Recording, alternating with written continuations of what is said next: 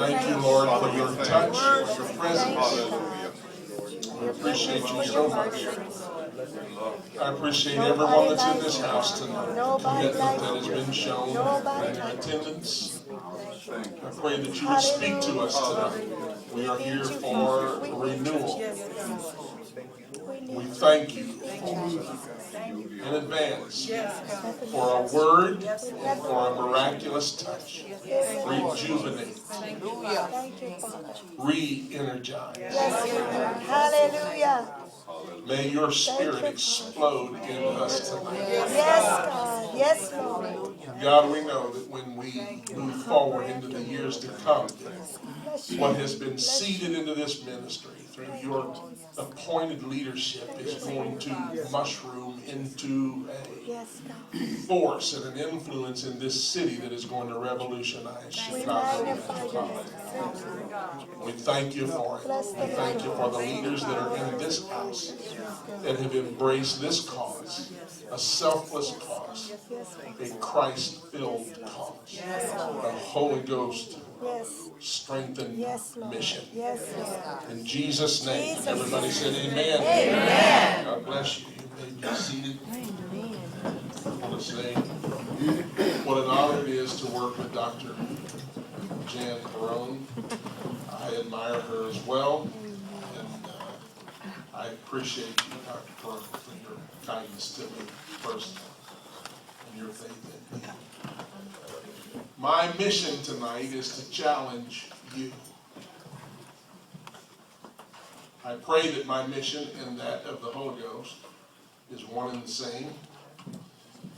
I talked to Cheryl just a few minutes ago, and she said, I'm praying for you. She said, I know it'll be great. I said, well, if God doesn't show up, it's going to be greatly bad. She said, well, he will. Yes, he will. Always does. Always The does. truth of the matter is that I feel the Lord here right now. I honestly don't know that I would need to go any further in this place tonight. I feel the presence of the Lord in this session. I have thought all the way up here about how to launch into a couple of things that I feel that the Lord would challenge us with tonight. And I feel like I want to start out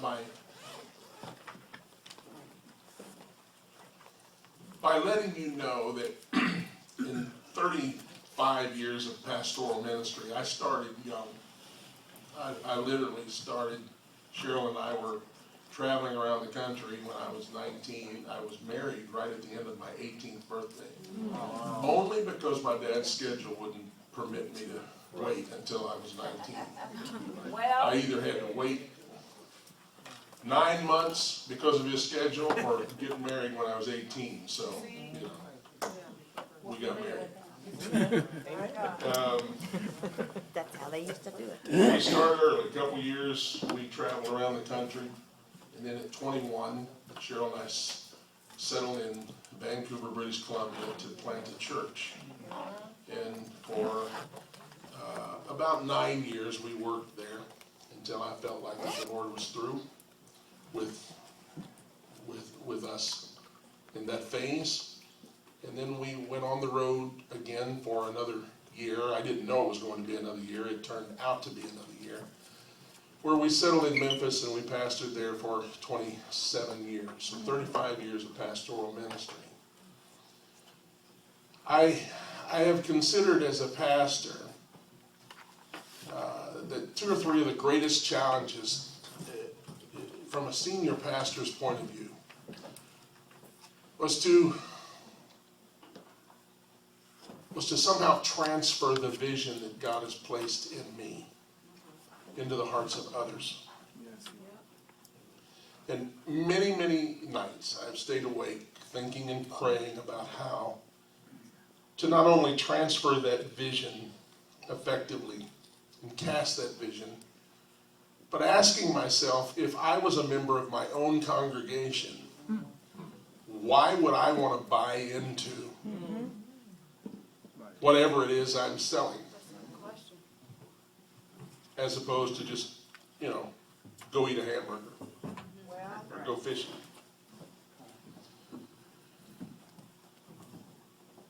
That's what I want to start out mentioning tonight. Because the truth of the matter is that the ministry that is exploding in this city is being led by you.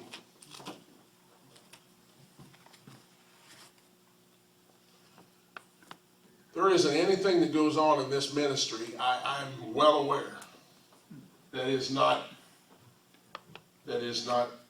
challenged to excellence, that is not motivated towards passion.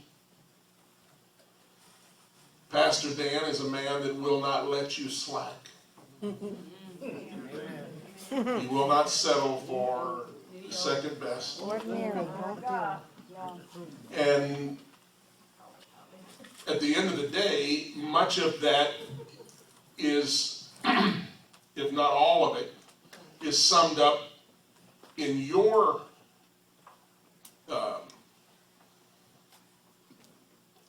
group, your leadership group. My mind just went blank. In your fraternity.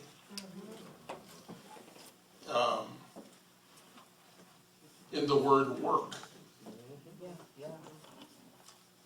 Work. Amen.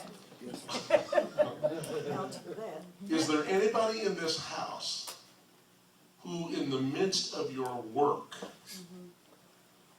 I'm talking about in those times where nobody's talking in tongues, and there is no band, and the house is not full, and everybody that,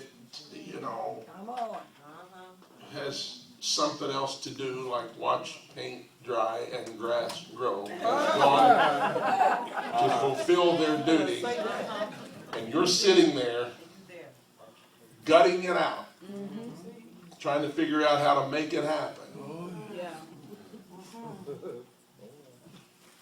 You've wondered, what does this have to do with my calling? Thank you, Jesus. Yes. You're right. What does this have to do with ministry? I need to hurry here, but I want to just make a connection for all of you who are working so hard. Thank you, Father. And honestly, I know what groups like you all mean to a leader. I know what it feels like to weep and pray and intercede for people who are giving so much of themselves in such a selfless way.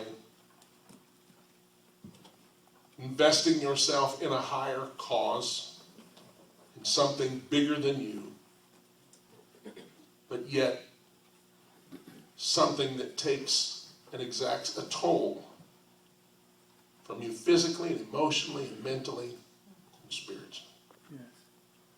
Why? Why? I'm reminded, I think John Maxwell called it the Rebecca principle, if you've ever heard of it. I like. He didn't state it like I'm about to state it to you, but I like to think about it. You know the story where Eliezer was sent to get a bride for Abraham's son Isaac.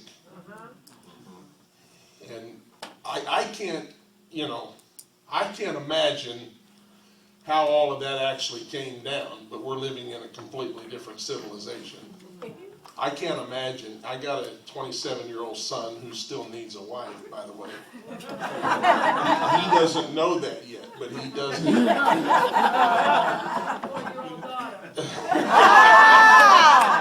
So, but I can't imagine saying to Brandon, he put all that off because he's working on his PhD, but Anyway, I can't imagine calling Brandon tonight and saying, Brandon, I found a solution for your future. I'm going to send Brother Thacker here, Pastor Dan, back down to St. Louis. He'll be there in the morning, and I want you to meet him at Denny's on Lindbergh.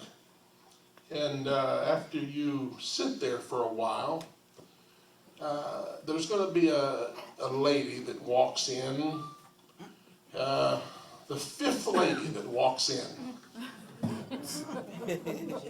is going to be your wife. Now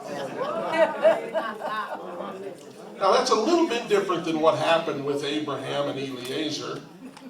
But Abraham said to Eliezer, I want you to go back to our homeland and I want you to pick out a bride for Isaac and bring her back and we're going to get them married.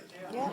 Can you imagine having that kind of a job description? So he's praying smart, saying, God, what in the world? That's my interpretation of it. I need a plan here. And he said, I'll tell you what. When I get back home, the woman that comes out to me and asks to give me and the men that are with me something to drink and water my camels will be the bride for Isaac. You see? Well, there's a plan. Yeah, there's a plan. So Rebecca, as you know, is the woman that walked out and offered them something to drink, and then she offered to water their camels. Well, that's about as odd as you can get as far as I'm concerned. You see? There's a lot of that kind of thing in the Bible. Yes, sir. Oddities that have to be reconciled between generations and civilizations and cultures. But here it is. But let me just add a couple of things that kind of provoke our thinking a little bit.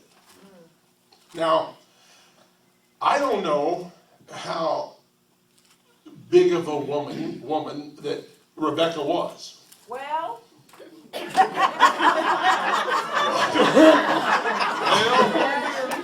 I don't know. amen. The Bible doesn't say, so we can only guess. But it's somewhat important for me to guess, just to create a mental image. So let's say that Rebecca was a woman of average height and average weight. So, Pastor Franzik, would you like to tell us what the average weight of an American woman is? No.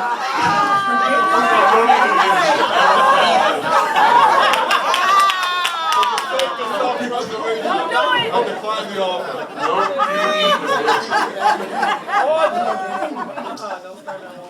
Average height.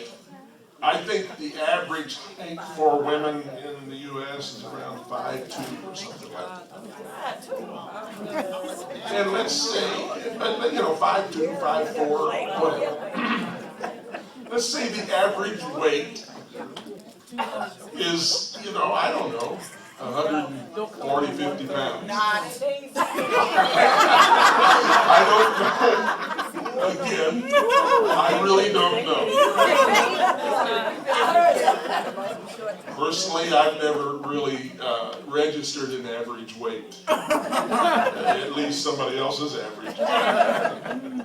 But let's just say.